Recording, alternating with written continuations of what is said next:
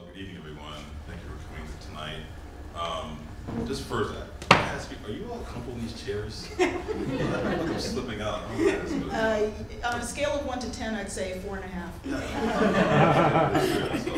But again, thank you all for coming this evening, and it's my pleasure to moderate this discussion with these phenomenal journalists, women who I all admire, have admired for a long time. To my right is Soledad O'Brien, Emmy Award-winning journalist and CEO of Starfish Media Group. Previously, she was an anchor for CNN Starting Point, where among other award-winning works, she produced documentaries on race, hosted Black in America and Latino in America, a wide-ranging look at Blacks and Latinos living in the US. She currently reports for HBO Real Sports, and through Starfish Media Group, produces documentaries, scripted and non-scripted series for a variety of networks, including CNN and Al Jazeera America. To her right, Farai Chideya has combined media, technology, and diversity during her 20-year career as an award-winning author and journalist. She contributes on-air, online, and in print to outlets including, but not limited to, the New York Times, the Washington Post, The Root, WNYC, BET, and MSNBC. Now distinguished writer in residence at the Arthur L. Carter Journalism Institute at New York University, Farai teaches radio journalism and is active in campus organizations, championing student and faculty diversity. To her right, Ginia Bellafante has been a social and cultural critic of the New York Times for over a decade. Her current weekly opinion column, The Big City, began in 2011, weeks before Occupy Wall Street, has been instrumental in focusing New Yorkers' attention on economic equality, among other issues. She writes about housing, politics, education, philanthropy, and the way that New Yorkers live and interact. Prior to writing Big City, Ginia was the paper's television critic, covering the medium from a sociological perspective. She has been a senior writer at Time magazine, where she covered culture and women's issues, and she has contributed to The Nation, as well as the Times magazine and book review. So we're going to start off this evening first with Soledad making some opening remarks and showing us a clip, I think, of Black in America. Mm-hmm. Okay, so I'll pass the mic over to you. Terrific.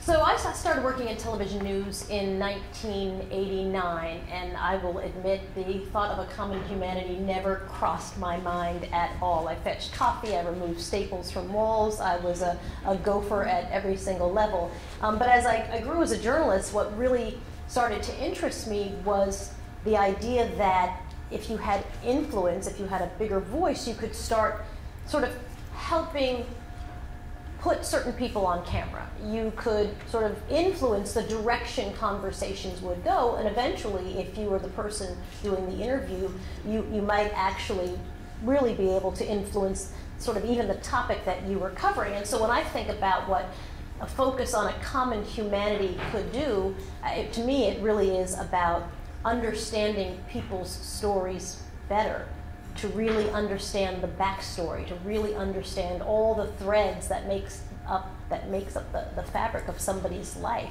Unfortunately, the medium that I work in tends not to do that very often unless you're blessed to have an opportunity to do documentaries, and I've been very lucky to do that. And so I felt that I had this opportunity to bring voices to the fore, and I think that is really crucial in understanding and expanding our sense of our common humanity. You have to really, at the end of the day, be able to see and appreciate things from somebody else's perspective. So I wanted to talk today about a couple of stories that I covered, but focused on education, because as much as I was never an education reporter, certainly as a beat at CNN or at NBC, where I worked before CNN, to me, education was a very interesting lens to examine justice. To me, education was a really great opportunity to kind of sit in people's backstories and understand what the present day situation that they were reaping. So one of our documentaries, our first full education documentary, was called Don't Fail Me, and we focused on 3 students, but one I'll tell you about. Her name is Maria, and she was a young woman from Phoenix, Arizona. And she discovered her senior year of high school that, in fact, she did not have, she hadn't taken the right classes. She suddenly realized that the math classes that she was taking were not sort of high level enough to get into Stanford, which was her first choice college. And not only that, worse than that, her her high school didn't even offer them.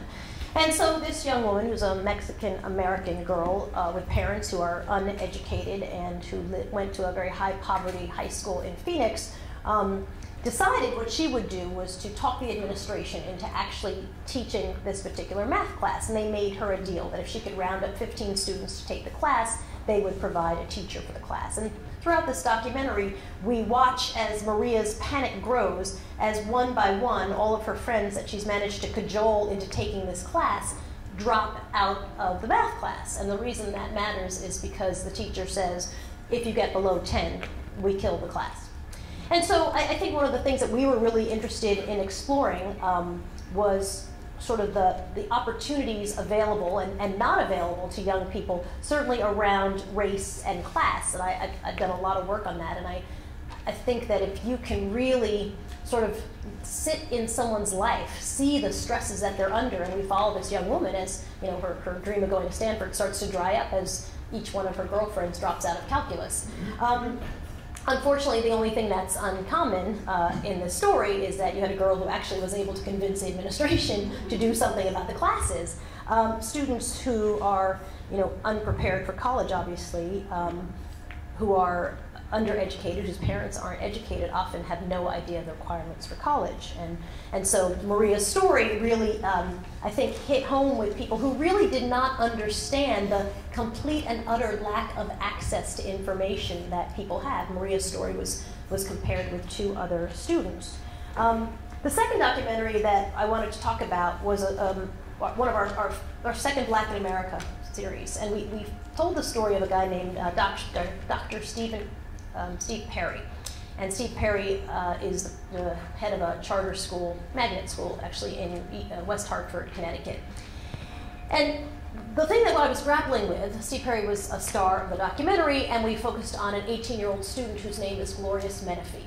And we told the story of Glorious, who had a very troubled background, and we followed her path as she hoped to get into college. Glorious, and what really makes Steve Perry's school a little bit unusual is that they sat on the campus of a community college.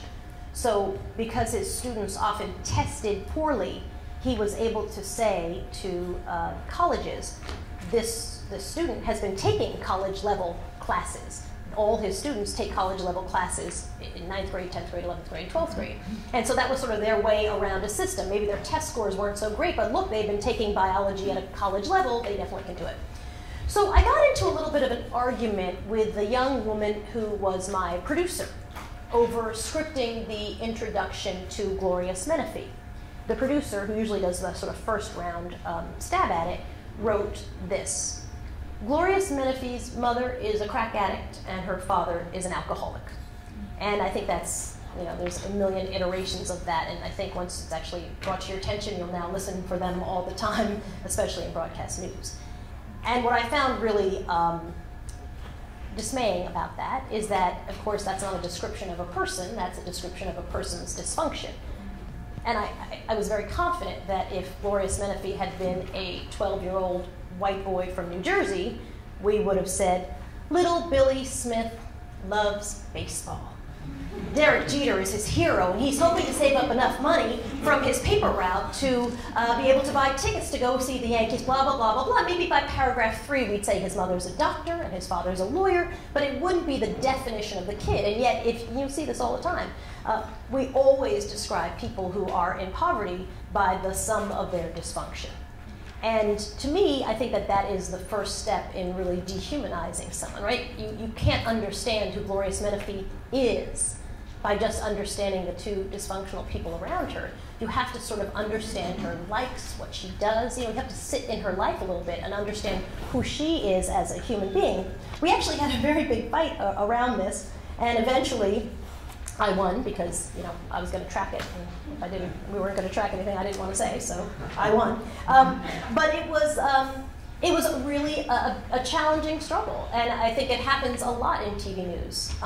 We constantly say, Susie lives in the ghetto, and I think it's a really, when we talk about maybe solutions tonight, I think that would be one place to focus, because we do it all the time. And I think certainly in broadcast news, where I don't think you have editors really carefully going over copy, it's just a sloppy shorthand, and everybody lets it go through. The last story, and I'll show you a little clip from this story, is about a little boy named Levon Longstreet, and it's from our 7th Black in America that aired last year on CNN. Levon Longstreet is 7 years old, and he lives in North Minneapolis, and he cannot read. Interesting thing about doing his story last year was my boys were actually in the same grade, so I could compare what my children were doing at the same time I was dipping in and out of Levon's life. Levon's story obviously relevant because if you want to understand why black men are dropping out of high school or why they're not going off to college, you kind of have to keep tracking backwards to really understand the situation. And so we told the story of Levon Longstreet and his challenge during the 1 year that he was in this charter school, which was called Mastery School in North Minneapolis. He was able to raise his test scores from 1% is where he was. He was at the bottom. He was at 1%. He went to 50%. So he's still failing, as you measure it, but obviously a massive increase for this little kid, and a long way still to go. But what I wanted to show in this clip was to really understand all the things that are very complicated around someone's story in this particular case, right? Charter schools versus public schools, access versus lack of access, black versus white, achievement gap, what's causing it, poverty versus middle class, all these things, you could really sort of look at them through the eyes of this 7-year-old boy who was just really struggling to figure out how to read. So I'll just show you a little clip. It just lasts about 6 minutes. Bike. Looks like it's about a duck on a bike. That's kind of silly. You ready? Mm-hmm.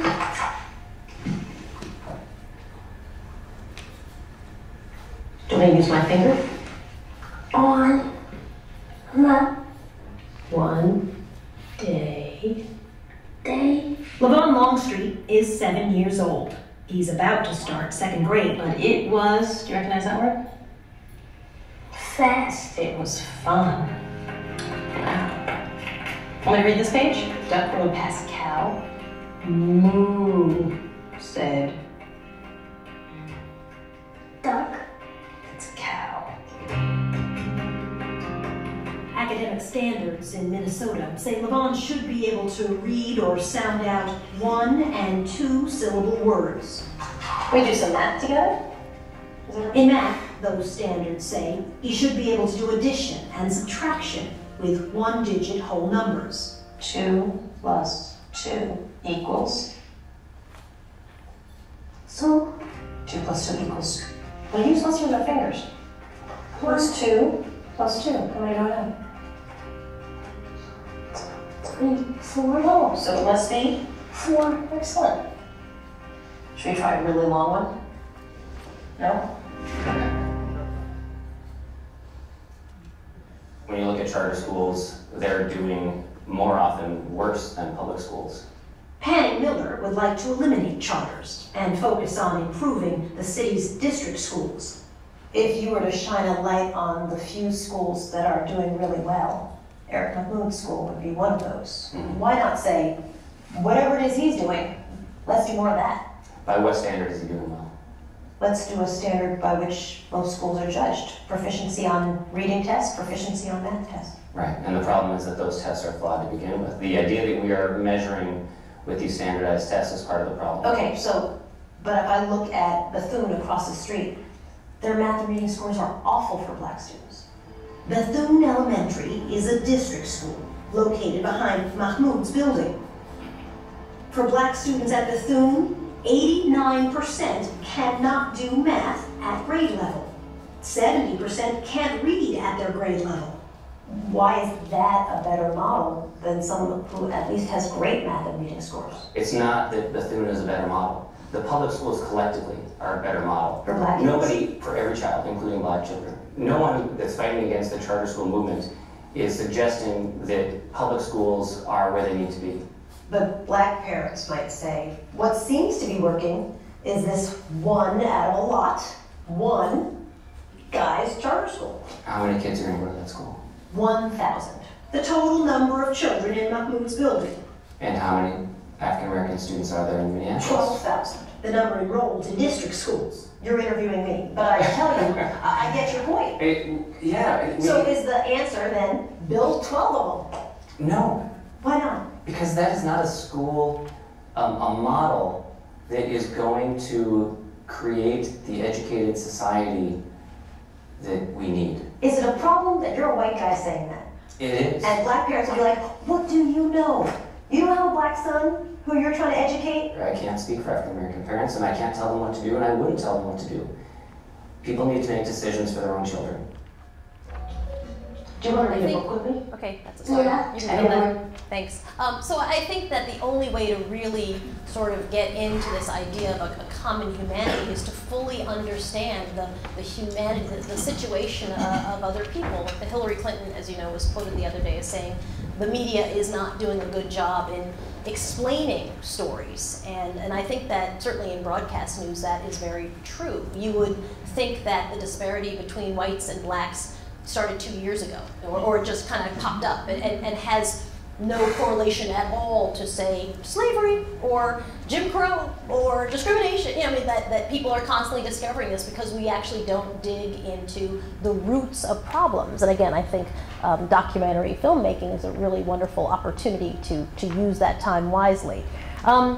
For me, personally, I guess my mission has been to give a voice to people who often don't really have an opportunity to have their stories told. And I remember a very odd moment that happened during our coverage of Hurricane Katrina. I hadn't left to go to New Orleans to cover the story, but I was standing at CNN right in front of one of those big, we had a couple of big screen TVs, and our coverage was of the convention center. And there was big shots of all the people in front of the convention center. And I was standing next to Lou Dobbs, who was watching the very same thing that I was watching. And we stood there like this, like, oh, wow, this is crazy, wow.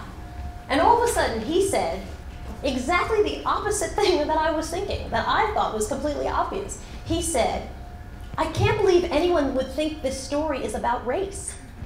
What I was literally thinking at that moment, like, wow, this story is clearly about race. It's a whole bunch of black people at the convention center in New Orleans. And so I think the only way to really expand sort of this sense of caring about someone's story, valuing their story being told, feeling compassion for the situation that they're in, the struggle that they're going through, feeling loss in someone's tragedy, the only way to do that is really to fully understand where they're coming from. And I think the media certainly could do that. Actually, you know, I think the mission should be to do that, but we definitely fall short a lot. Thank you so much, Soledad, for framing the conversation with that wonderful, heartfelt clip. I'm just going to dive right in. I'll start off with you. Asking the first question. Try not to fall off the chair. Yeah, exactly. You're doing a great job. May not last. As a woman, as a journalist of color, do you feel an added responsibility to kind of be a defense against, you know, the Lou Dobbs perspective in that situation? Do you feel like you have to be in the newsroom, you have to be in the producer's studio, in the booth, to make sure that poor people, people of color, women, people who tend to be voiceless in news coverage are represented with dignity or respect? I mean, do you feel that responsibility? I think, yeah, absolutely. I think if you sort of have access to the rooms where decisions are being made, you definitely have to be a person who's willing to raise your voice and point out things like, wow, we're using generic pictures of people climbing over walls to talk about, you know, undocumented people, just random people we're putting on TV. The story's not even about them. Like, does anybody find a problem with that? The problem, I think, is that it makes you very unpopular. It, you know, it makes you stick your neck out, and you also have that really annoying thing of being that angry / annoying black person who's always like, if not whining about, well, why are there no black people in this MOS, and why are we not seeing diversity, and blah, blah, blah. Nobody really wants to hear that. And so I think there's a real downside to it. Luckily, I was sort of able to get my career far enough along before I really started tackling those kinds of stories, so I think I had a certain amount of credibility. But yeah, it's sometimes the third rail of TV news. I did a segment once with, it was about Sheryl Sandberg's Lean In, and the debate that was raging was really about, what does this book mean for women who are not like Sheryl Sandberg, right? What does it mean for a woman who's a nurse? What does it mean for African American women who are trying to figure out how do they lean in more you know, and our panel was 3 blonde professional women. And you know, and you're thinking like, this is so not the panel for the conversation we want. And they called themselves the 3 blondes, just, you know, and so you're constantly sort of pushing back and saying, you know, the visual on this is not right. We need to expand who we're talking to. But it's you know, it's a struggle, and it does not make you very popular, sadly. I'm going to go to Ginia on this next question.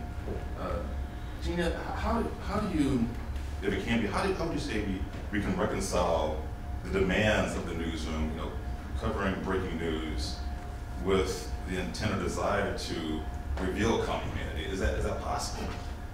Well, I mean, I think, you know, as Naomi referenced in her opening remarks, so much of the news is, you know, so much of what's happening in the news is a problem with social inequality, with economic inequality. You know, just yesterday, there was this very interesting report in the Times. I don't know if you guys, how many of you saw it, but it was about the way the American middle class has fared in comparison to the middle class in other countries, and there's this, you know, always this mythology that we have such a fortunate, we have good GDP, so we're kind of, you know, leading among first world nations, and of course, fortunes of people in the middle class have declined, though all the wealth is gained, as we know, in the top 1%. All the economic gains of the country are going to the very top, 1 and 5%. So, you know, a lot of the news is this problem. I think the real issue is that we have such a bifurcated media. You know, we have a right-wing media, we have a left-wing media, we have journal readers and Times readers.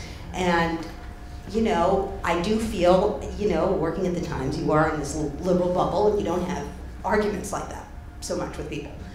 Like the kind Soledad was making. And then you read the Wall Street Journal and you're just like, if you are a person of our kind of, you know, persuasion, you think, well, who are these people who are reading an article, as there was one last week, about, you know, the real problem with poverty is single mothers. And the liberals haven't acknowledged that. Well, first, it was just ridiculous on so many levels because it just belies fact. And there are plenty of liberals who've also acknowledged that there is obviously a problem with single-parent families, with people having more children than they can afford. It is discussed. So you think, you know, there's one kind of media that's perpetuating lies to the left and just speaking to its own audience. So the issue is, how do we create a common media? How are we going to read each other? Because we're not. Farai, is it a question in terms of this question about revealing common humanity, is it a question of just bad journalism? Because it seems to me, I mean, now I was a journalist for 20 years, and it seems to me that those of us who take our job seriously and recognize the responsibility of it and approach stories with, you know, with some degree of objectivity, you can't be completely objective, but do our jobs with a certain degree of respect and sincerity, that common humanity will come out naturally. I mean, does it have to be such an intentional thing that you go into a story saying, I'm gonna write about this person in a way that they're depicted such that the reader or the viewer will see them like themselves? Yes. You know, I teach my students, I teach radio now at NYU, as well as doing like 10 billion other jobs. Like, I'm launching a new podcast with PRI, I'm finishing a novel and a nonfiction book about the economy, which I'll bring up the second one more because the economic reporting came out of political reporting, and figuring out how economically distressed people were as I was covering the 2010 midterms led me to a real conversation about common humanity and to meeting people in the Tea Party, who then, like, I ended up inviting one of them to Harvard, and she was like, first she refused to come. She was like, Harvard, it's so liberal, I'll just be pilloried there. And I was like, no, did I not treat you with respect when we spoke? You would be treated with respect at Harvard. And she came, and she had an amazing time. She had the time of her life, you know. But in any case, what I will say is that I think that just as diminishing economic resources have brought out xenophobia in society, where we see rising levels of what's sometimes called racial microaggression, as the economy has gotten tighter and as the middle class has been pinched. And a recent study that came out of Tufts also showed that white Americans perceive themselves to be the new victims of racism as compared to blacks, whereas a similar study in the 1950s showed that both whites and blacks agreed that blacks faced more oppression. So we're having, like, everyone's having a tough time. Some people who are having a tough time then externalize that onto other people. The same thing happens in the news industry. So I think there's microaggressions in the news business right now. And I think that whether it comes to the coverage of people as having a common humanity or to newsroom politics, we're facing a time where jobs are being cut in a lot of newsrooms and people are getting nasty, and they're also being forced, even if they have a good heart, to do things cheaply. So the kind of reporting that I love to do is I will just go out on the road and interview a ton of people for a book or for a radio documentary and spend a lot of time with them, and there's a lot of chaff. Like, there's a lot of stuff I just can't use. But I make my own financial calculations about how long I need to report a piece and what I need to do with it. And that's very different from me being told that I have to produce on a clock every day, which I also have done. And you know, sometimes you get great stuff, sometimes you don't. So for example, someone who I never could have gotten if I were on someone else's clock was a woman in Seattle who is really one of my heroes. And she, Christine from Seattle, and I asked her if I could use her full name in my book. I can't actually remember her last name right now. And she was like, yes. She's really proud of who she is. She was a street prostitute for 20 years and now is a skilled welder, a ship's welder. And her story goes from turning tricks at the age of 12 through years of being a heroin-addicted prostitute, and the only reason I was able to find her is through a documentarian who had already built trust with her, and he vouched for me. And she kicked heroin on her own, ended up as a chambermaid in the same hotel where she used to turn tricks, and then went into a job retraining program and became a skilled welder, of which she is understandably very proud. And so I said to her as one question, I said, how much did you make a day turning tricks versus as a chambermaid versus as a welder? And she just very frankly was like, well, I make $800 a day turning tricks, but I spent most of it on heroin. And then, you know, I made $80 a day as a chambermaid, and boy, there was all this blood and piss and all this stuff, you know, like I've never been offered so many free drugs as when I was like clean and sober. And then, you know, like, and I can make about $300 a day now as a ship welder. And you know, like, just to be able to talk to someone in their living room about that, she's not a victim, she's a victor. And she is really heroic to me. But she's had to do a lot of things to get to that place. And she is not common, but she knows that I respect her. I mean, she wouldn't have had to triumph for me to necessarily respect her. I've talked to a lot of people who, you know, are in prison for murder or whatever, and even if I don't respect what they did, I remember they're a human being. They came out of someone's womb. They'll end up in some grave. So will I. I'm not better than them. I may have made different and smarter decisions. And if you can keep that in your sights as a journalist, then you can do good work. But if you feel like a deadline or some other, you know, or some ideological agenda means that you can't see people as people, the game is over. Yeah. I mean, I was struck by this before we sat down together, but I'm even more struck by it now, sitting with you two ladies. And I wonder, Soledad, you know, in your experience or in your imagination, I mean, it just strikes me that 3 women and 1 man of color are having this conversation. You know, there are no white men up here. And we know that in most newsrooms, it's predominantly white men. And I'm wondering, I mean, are these conversations happening in the newsroom? I mean, we can have this conversation easily because, you know, it affects us and how people look like us or have our backgrounds represented. But is it happening in the mainstream part of the newsrooms? No, I think one of the pressures on broadcast news is, you know, the cliche, if it bleeds, it leads, or, you know, you start with your best pictures, right? Automatically, that sort of often kills the attempt to go for humanity. You go for that thing that's going to shock the person into staying a little bit longer to watch your story. Short declarative sentences. It's very hard to write, you know, really get someone's story out when you're sort of doing this rat-a-tat-tat trying to hit a very tight deadline. And I think it's true, the deadline thing is problematic. So I don't think the conversations are really happening. I think it's more that things are happening and then there are people in the newsroom, at least my experience has been, that push back. So when I would pitch, hey, you know, maybe we should be doing an investigation into poverty in America as a In America series. Literally, I mean, most of the people I pitch that to would say, who wants to see that? You know, and so if that's your mindset about, and you're a journalist, or at least in charge of working journalists, already that's going to be problematic. But how do we, this is really for all three of you, how do we transform the conversation? I mean, you're saying that the conversation is probably not happening among the majority of those people in the newsrooms, how do we engender that conversation so that it does start happening more, and that you're not, you're basically calling someone out for the wrong phrase or the wrong framing? I think it's happening already, actually, because I think there's been a huge focus on storytelling, and interestingly, it's corporations, right, that have all glommed onto this idea that they have a story. What is their story? How do they tell their story, right? So you're already, the only way to tell a story well is to dig into someone's humanity. For broadcast networks, as long as if it's successful, then everyone will try to figure out how to jump in and do the exact same thing, and people are incredibly redundant. So I don't think you're going to have real change until someone sees. For example, we're now on our 8th Black in America because the first one had 13 million people watch it. Right. And so we won numbers-wise. We were financially viable and successful, and they said, whatever that is that you did, let's keep doing that as long as it keeps making money. Yeah, I think there's this idea, that floats around that people aren't interested in reading, stories about poverty. And then you look at the Dasani series in the Times, which was 30,000 words, and it was the #1 most emailed, most read story for days.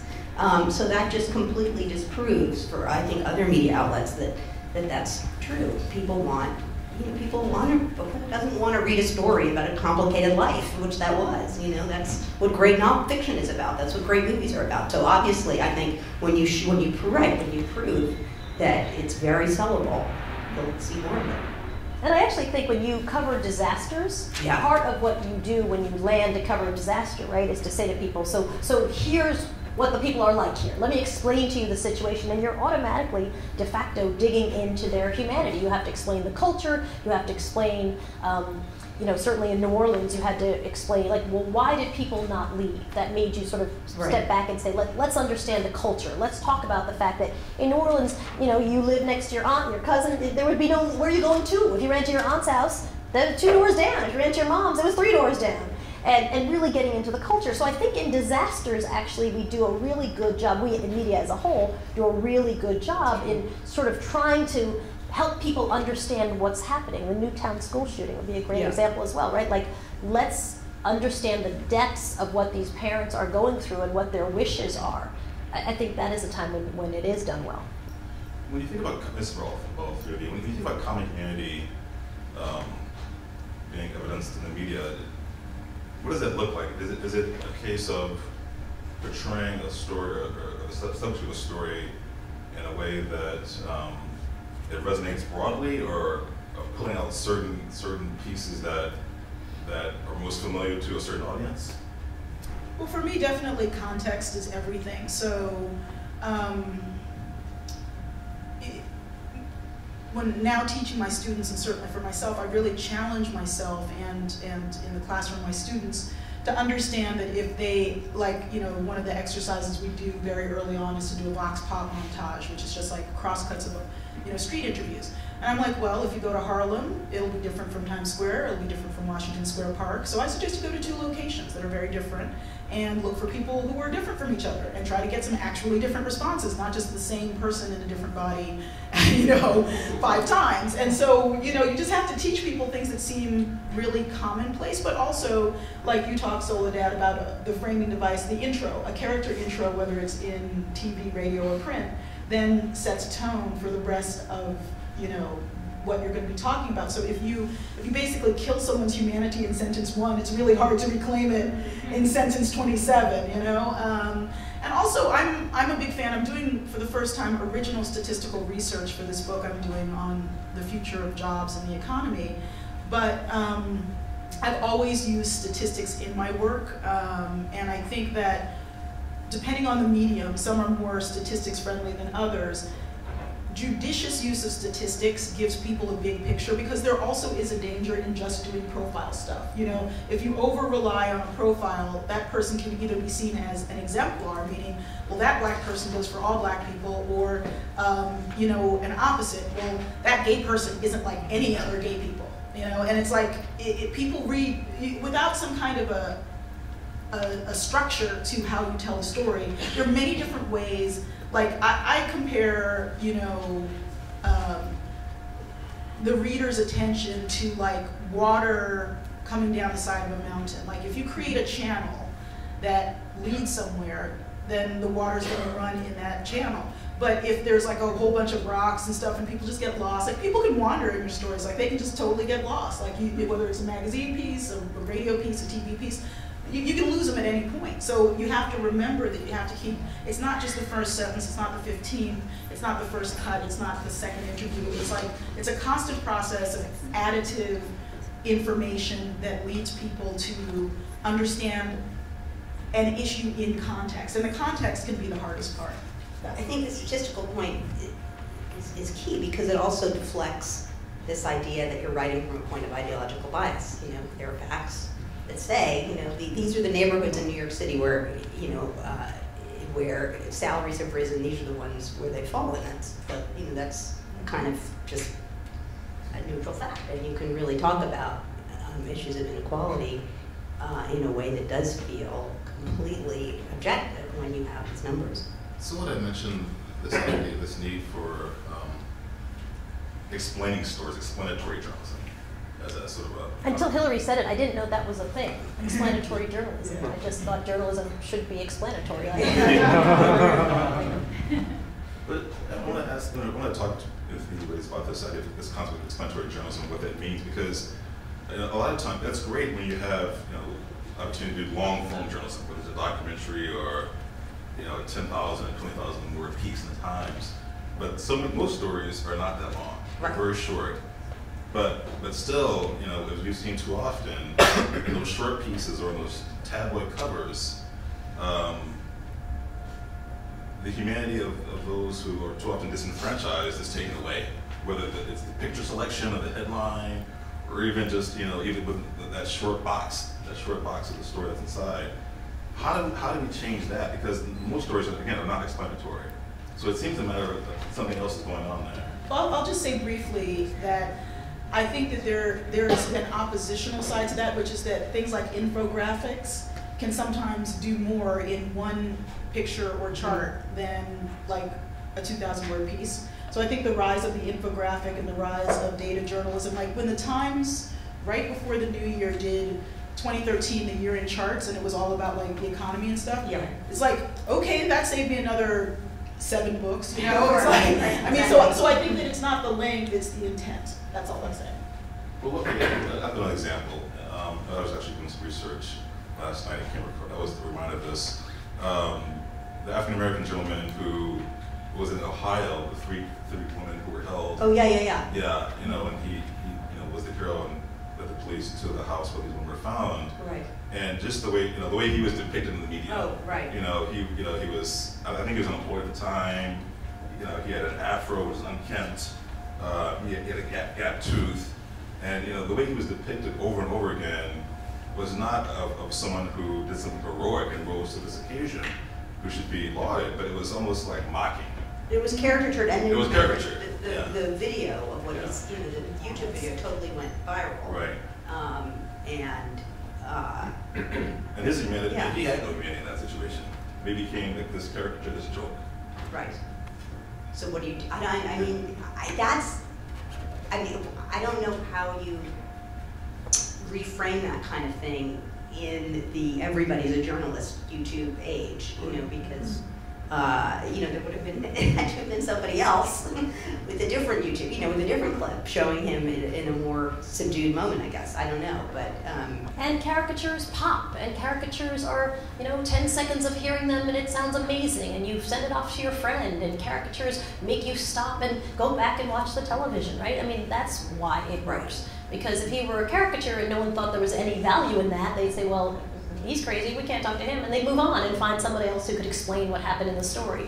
But instead, they know, like, you know, you'd say, it's good TV. Oh my God, this is good TV. Meaning, like, there is some crazy stuff happening right now. Ooh, this is good TV. And not that it's good journalism, not that it's quality TV. It just means that this is going to be a thing that everybody in the newsroom is going to look up, stop, and say, wow, look at that. And it's, you know, so I think it's really, if you want to keep humanity, it's all about context. You know, I'll give you an example. When we were covering Haitian orphans right after the earthquake, you know, clearly became a major sort of storyline, but the actual number of orphans who leave Haiti is some tiny number, right? most orphans were going to stay in Haiti. And yet, if you were to measure the number of stories that were done, not that many stories about orphans who'd be staying, and a zillion stories about orphans and people taking orphans, and could the orphans get on the plane, and who would meet the plane, and oh my God, they're running for the plane, and will the embassy give them visas, et cetera, right? And so I think it's really critical, even as you're doing those stories about, which are interesting stories, it just to keep the context and say, and you don't need an hour. You can do it in a minute, 32-minute piece of, so you need to understand that these orphans are the 30 of 1,200 orphans that will come to America this year. And there are 450,000 orphans in Haiti. Like, let's give you some context so you understand exactly what we're talking about in this story. Yeah, I will say though, I mean, Jimmie, I totally get your point about these hidden codes. So a group of my Harvard friends, and I saw someone from my class who was here briefly and had to go, but I remember getting this email like, what the F? What's up with these 3 women of color on this story about grade inflation? And so it turns out that a major news outlet, which I shall not name, had a piece online that was written by it was either a former university president or a dean, basically talking about rampant grade inflation just across the nation's elite schools, and how like giving less than an A- was, you might as well cut your student's head off. And I have found this because they have tried to cut my head off when I give them less than an A-. But the picture that they used, there was no mention of race in this whole grade inflation story, which dealt with Harvard. And but the initial picture on the story was apparently 3 women of color. And so this like a white friend of mine started this like, it's an outrage email chain, and I was like, well, I don't have time to check if it's an outrage. I'm going to forward this, however, to the editor I know at this news organization. So I'm like, I don't know if this is an outrage. However, people are outraged. I haven't seen it myself. Can you check? And they changed the picture. So, you know, as a journalist, what you can also do is mop up other people's spills. You can just be like, FYI, you're about to get a shitstorm. You might want to step out of the way or fix that. You know? And again, you know, so that could, you know, that's something like that can happen. I can see that happening under deadline circumstances all the time. Like, just, all right, we need a picture, here's one, you know, and there's just not a lot of thought. And also not always the right people in the room to say, are you sure you want to use the 3 black people? Just checking, you know, because, I mean, ultimately, right, that's a big problem, that a lot of these decisions are made when people who bring their own biases, you know, aren't checked by someone who says, even gently, I'm just throwing it out there, do you sure you want to name the car the Nova? Because you know for people who speak Spanish, it doesn't go. Are we cool with that? Because if you're cool with it, I'm cool with it. I just want to raise that issue. You know, those are the kinds of things that are all about, you know, who's in the room. I'm going to open up the audience momentarily, but I want to go back to this issue of diversity and then the media creation spaces, and I'll direct it toward Ginia, but it's really for everyone. From your perspective at the Times and the publication where you worked, to what degree, I mean, having, you know, the more, I presume the more diverse the spaces were, the more sensitive they were to representations of differences in humanity. And do you, I mean, I'm going to assume that, but also, the question is it the case that you think that the more diverse news will become, automatically we'll start seeing more humane or sensitive stories, or not necessarily? You know, I don't necessarily think we should always assume that because a person, you know, people are going to write from the perspective of their race or gender, you know, do things that, because sometimes, you know, you can be whatever, you know, gay and black, and that could not necessarily be what you mostly care about, is stories about gay black people. So I don't think it's good to kind of assume that.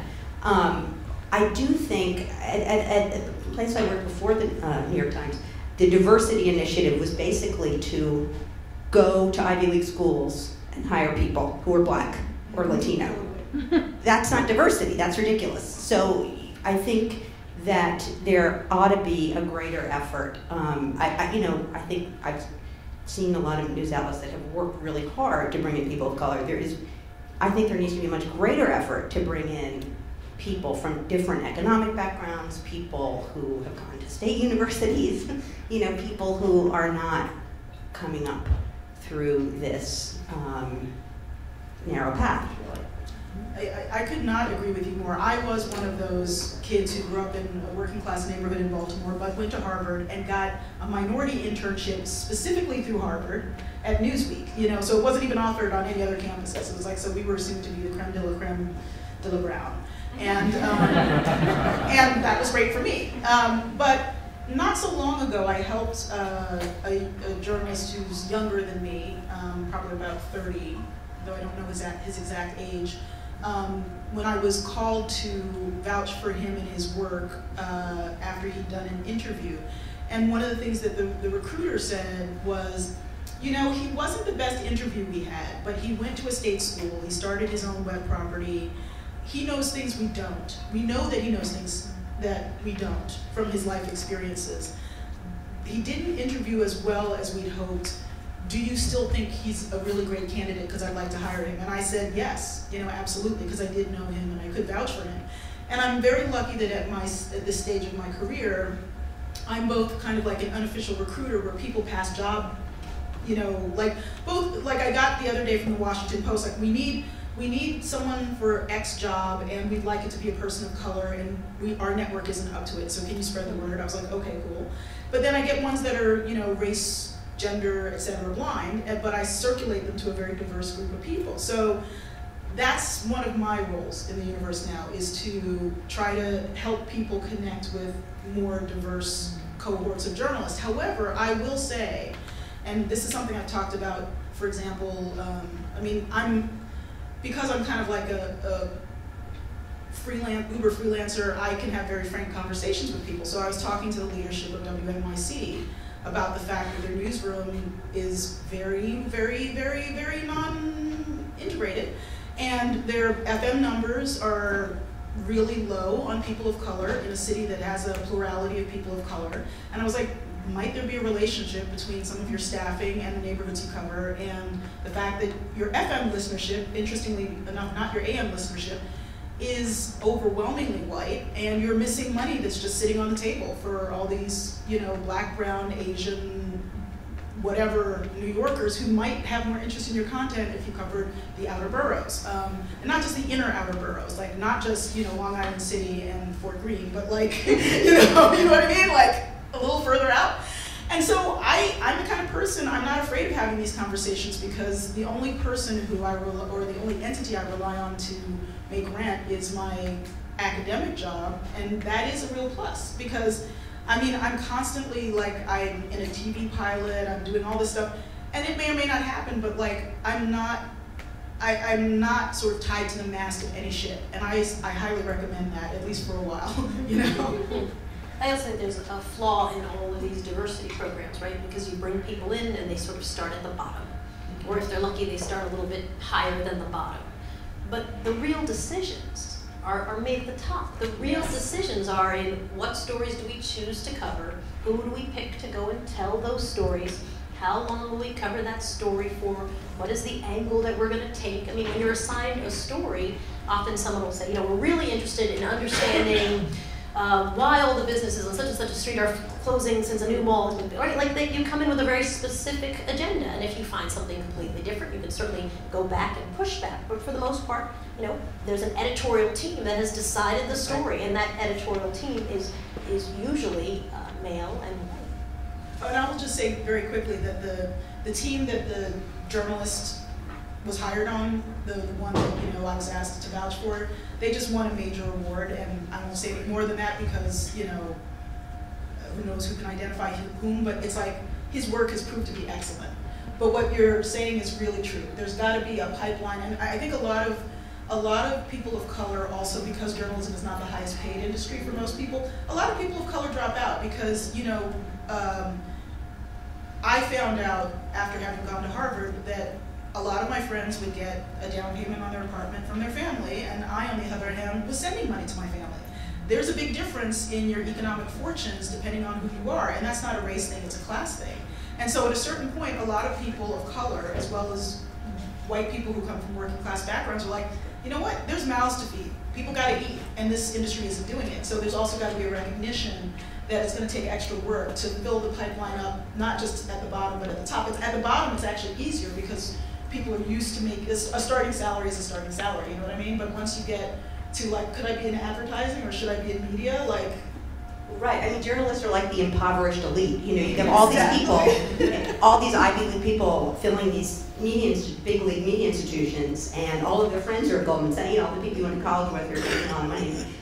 But you are, you know, you still are of the same mindset. And you get invited to much better dinners.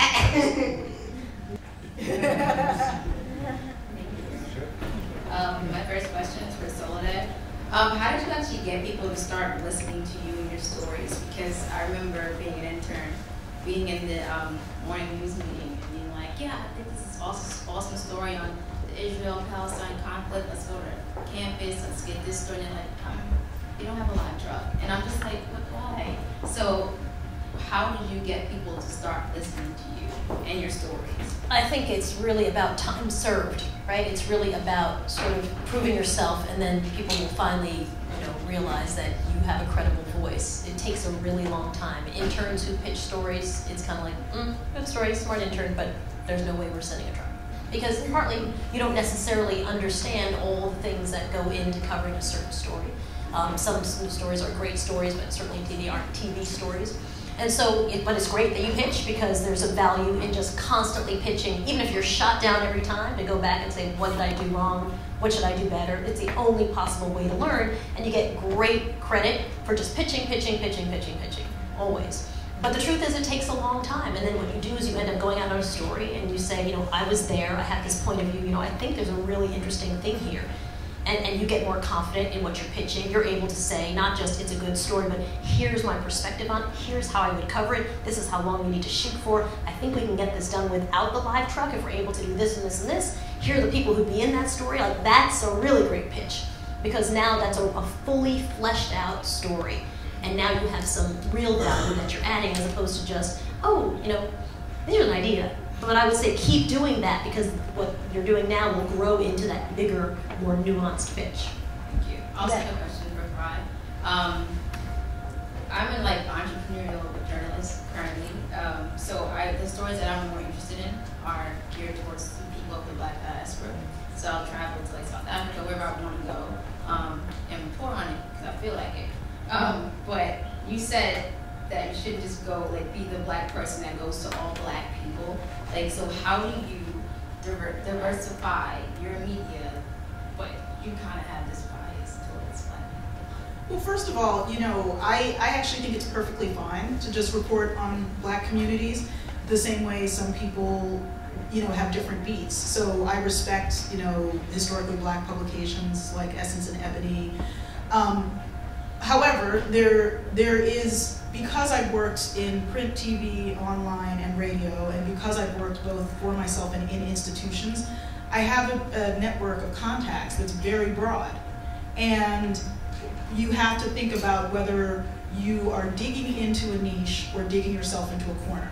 So I advise that both in terms of the outlets you work for and the stories you cover, you mix it up a bit and then maybe dive deeper.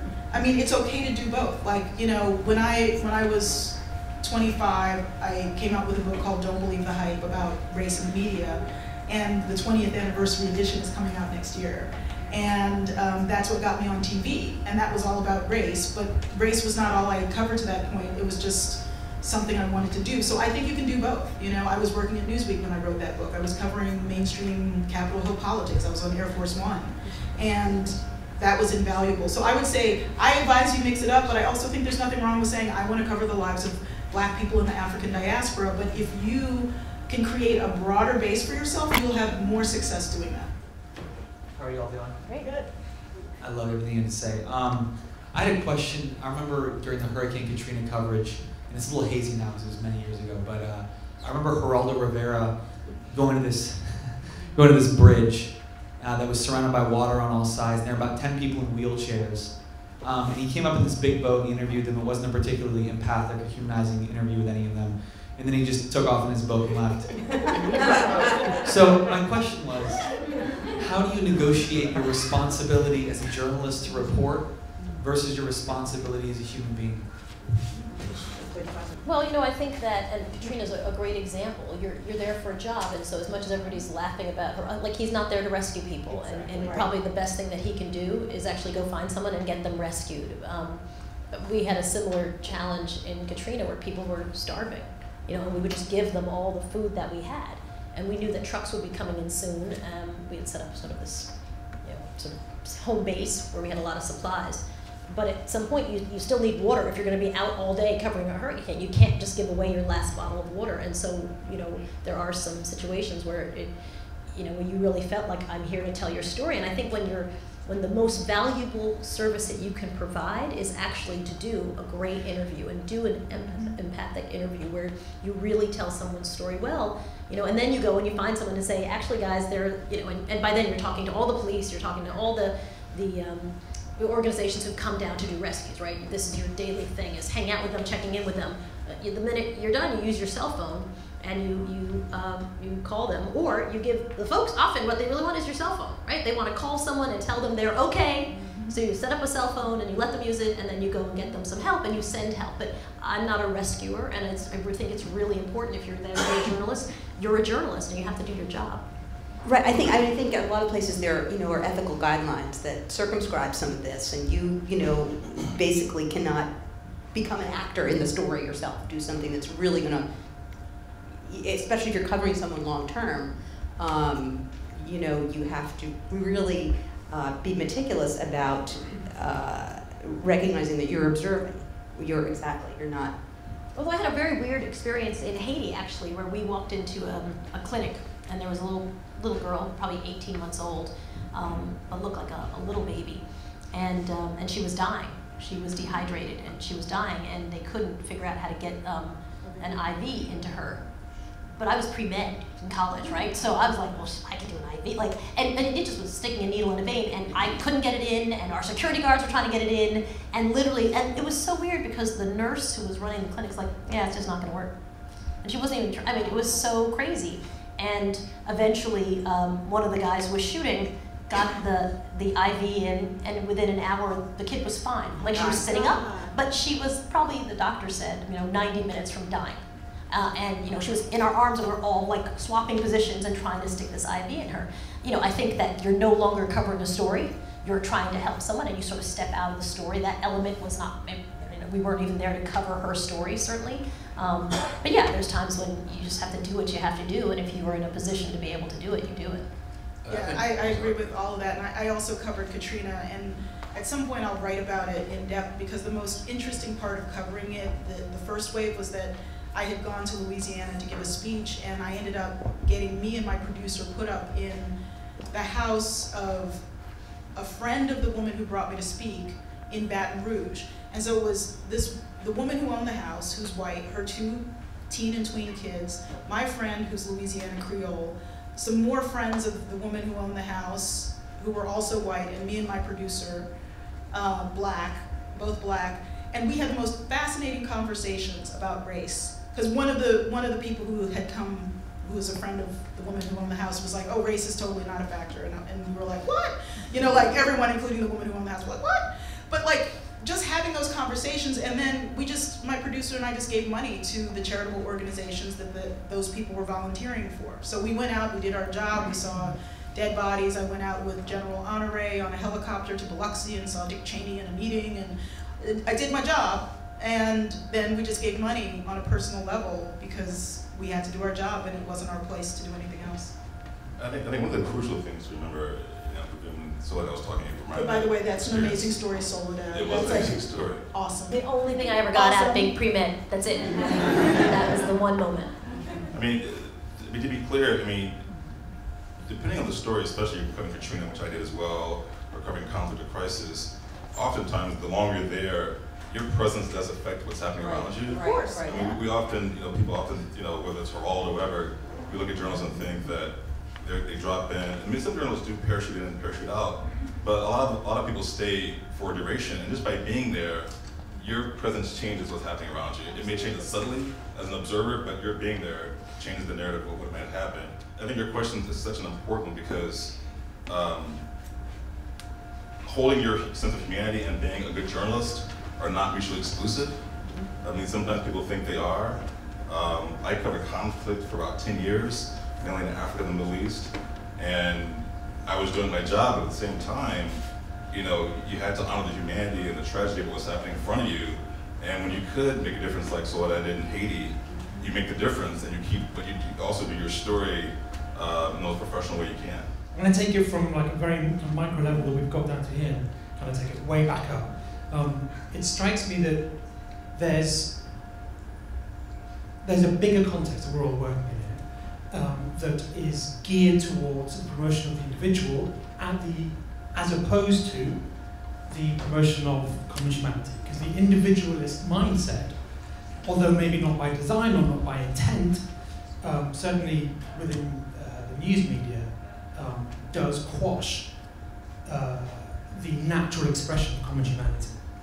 And I work on issues of global inequality and poverty, and I watch this expansion of the consumerist lifestyle. I mean, it's exploding in Asia right now, it's going crazy. And that's going to happen in Africa in the next 50 years or so, and in some countries in Latin America. One way to define that culture is the individualist culture. So just as we are still living with problems of racism and homophobia in the West, so we are exporting an individualist mindset to the rest of the world that undermines common humanity very much. So my question to you is there can that story be told in mainstream media? Because it seems to me that actually what you have to get to criticize then, in many respects, is mainstream media and the conglomerates and the communications infrastructures. And it's a challenging story, but it is the big picture. And without understanding that big picture and big system, we are operating half blind. So can that story be told in mainstream media? Can you do it in a minute 30? No. Then no. Honestly, I think it's a complicated story already. I mean, I'm being facetious, but truly, like, it's really, really hard to pitch poverty in America. So no one is going to understand this idea of the individual versus a community and how we've changed it. It's more of a think piece. It's hard to imagine sort of the visuals of it for TV. But I also think a lot of the conversations that I would have in newsrooms were like, all right, so what are your first pictures? What's the dramatic moment? What's the moment that we shoot for? Like, what's the, you know, and I don't know that necessarily has it, right? That's sort of a thoughtful conversation about the value of what we're exporting and the lives that we're living. I think that might be a very tricky broadcast type story to do. But I mean, I do think you know, the print media certainly covers it. In every time there's a piece about environmental repercussions of, you know, industrialization in China, for example, you're getting a piece of that story. I don't think that, you know, I think what you're talking about is a book, but I don't think that that it's, you know, I don't think it's ignored necessarily. It's just being told, perhaps, right? Because you're most of your time in a newspaper or even a magazine, you're getting 4,000, you know, 1,200 words, 4,000 words maximum, which is only so much you can do. But I think there is an effort in a small scale. Can I, quick follow-up, can I say, do you think this is a problem? Because if you're saying it only goes to think pieces and books, you're only speaking to a certain selection. Well, I also think that, you know, that now, I mean, because so much of our print media is online, you know, pieces are getting longer and longer. Again, we're seeing, you know, 25, 30,000 word pieces in a newspaper with video components. So yes, I mean, we're only getting more comprehensive coverage with the internet, not less.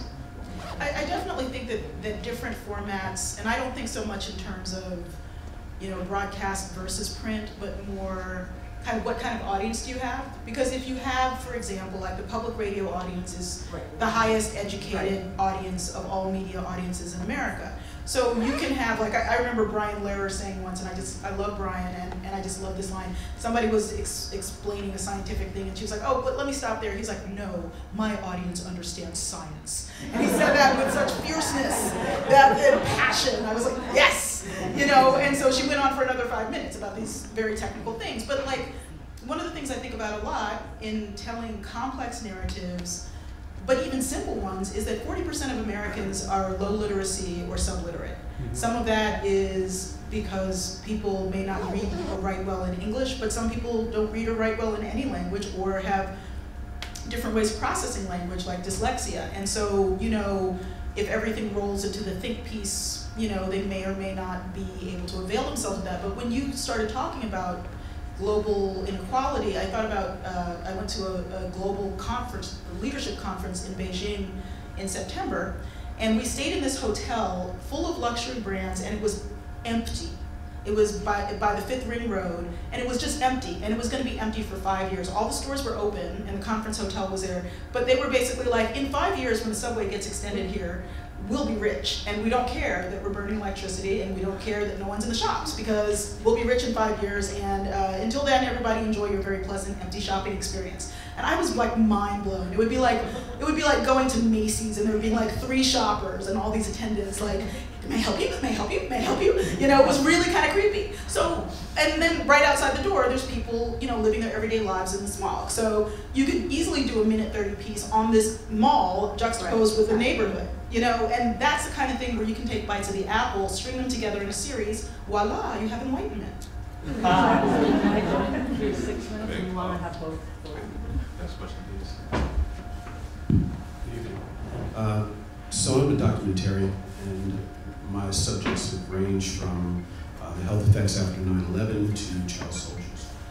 And in your conversation, I was reminded of the photojournalists of which I've worked with a lot, but photojournalists who either said to me that they had no responsibility for what was going on, they were just there to cover it, or understanding that the photography or the photos that they took actually, as great as they were, might not actually make it to print because there was someone, an editor, who was making a decision as to what was then being shown.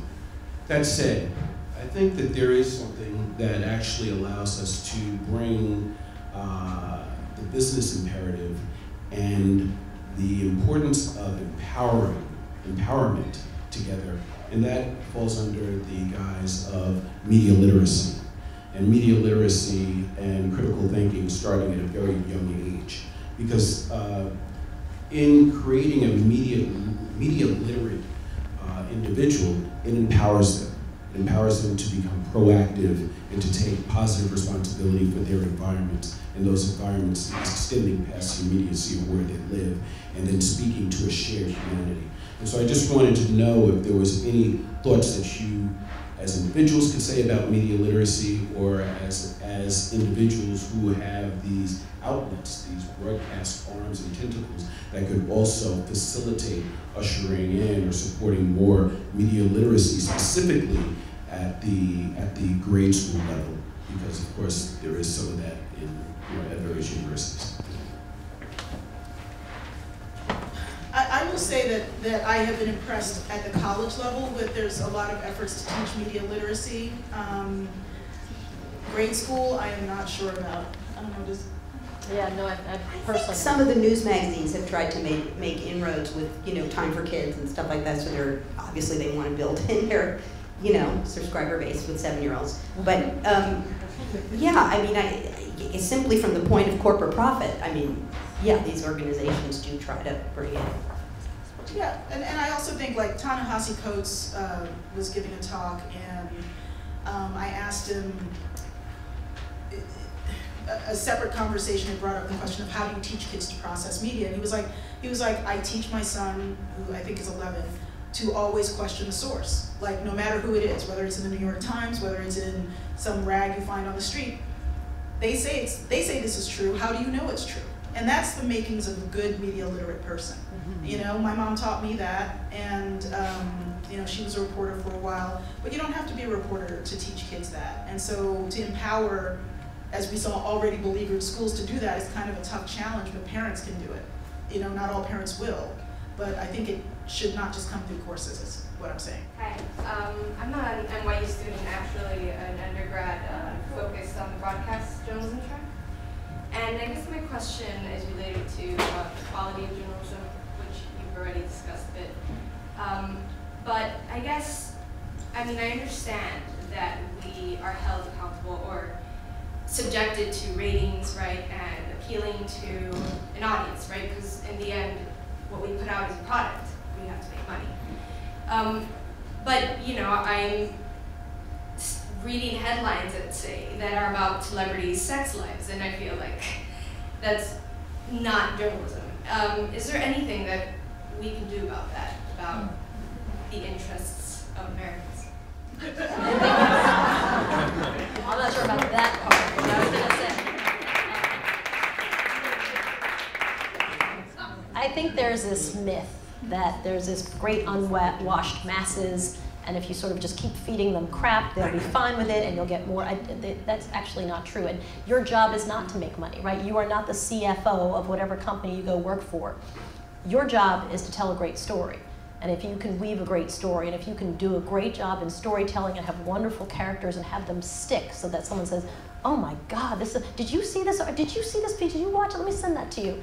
That's your job. Right? And so that actually is very doable. That's very possible, but there are tons of myths. Nobody will watch a piece that's over 8 minutes. Nobody really reads books anymore. No one, I mean, I just think you'll hear all of that, and you just have to decide you're in the business of finding great stories, figuring out how to if you're a broadcast, figuring out how to put them on TV, tell them well, get feedback so you can do them even better the next time, and make sure that they're 100% accurate. And if you do that, then you're fulfilling your job. Any other questions? I have a question. Oh, okay. But it's a little hard for me to do all this. You can just yell it. Yeah. So, hi, it's a pleasure and a privilege to be here today.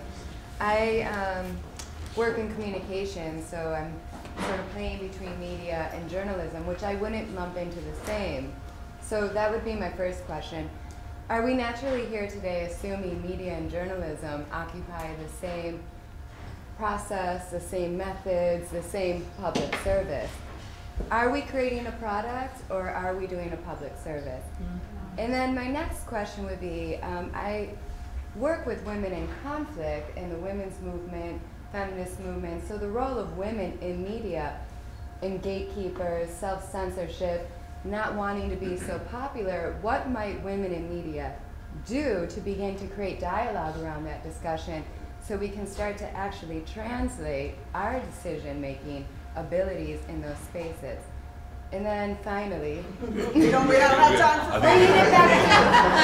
bringing it back into the crisis zone, I feel like the conversation sort of left that a little bit looming. So we can't solve everything. That's definitely not the point. No, that was kind of a joke. But yeah, but in terms but it's also true. But in terms of crisis, would it be accurate to say that perhaps there's a crisis in the media within journalism itself? Well, clearly there is, right? You're seeing a fragmentation of the media. I mean, read any article, and they happen, you see them constantly about sort of new media popping up, new platforms. People are trying to figure out where will people get their news from and how does it work, et cetera, et cetera. So clearly I think there's just massive shifts and changing, and people often interpret any kind of shifts and changing as some kind of chaos or crisis. I think often it can be a really good, as someone who started her own company based on this philosophy of you can work across a lot of platforms and actually serve a lot of different folks. It's actually, I think, not necessarily chaos or crisis. It's been a great opportunity. I can't remember 1 and 2, but you asked about product versus public service. Well, obviously, at a big media institution, you have to have the product to create the public service. Public service, long-term engrossing projects cost a lot of money to produce. So you've got to have something that is going to sell, that is going to be easily marketable to fund the rest of the show. And there's a difference, right, between 3 journalists who are journalists and people who work in communications. I think many of whom would not say that they're journalists, that they also work in media, but they work in sort of a different arm of media. It's all under the big umbrella of media, but I think our particular sliver is very different than what folks in communications are doing. Yeah, I mean, media is an overarching term. Like, I think that most 11-year-olds with smartphones produce media. They do it all the time. It's just to a very small broadcast audience of their Facebook friends, and they're not even supposed to have Facebook accounts, but they do. And I just really want to give Soledad props because, you have been able to construct not only a public identity, but also a business identity. And I think that's, getting back to what you asked, I think in order for us to have better journalism, we also have to have journalists who can be independent and self-sufficient and employ other people, all of which you're doing, because you actually have figured out, I'm sure with hiccups, a business model for what you offer. And I think that if we want better journalism, we are going to have to, have a season of more independent producers who have strong brands, not just independent producers who've got, their mother, their cousin, and their second cousin watching their YouTube stream, but independent producers who can make it on big outlets. And I think it's just really important. Well, thank you. I appreciate that. Thank you all for this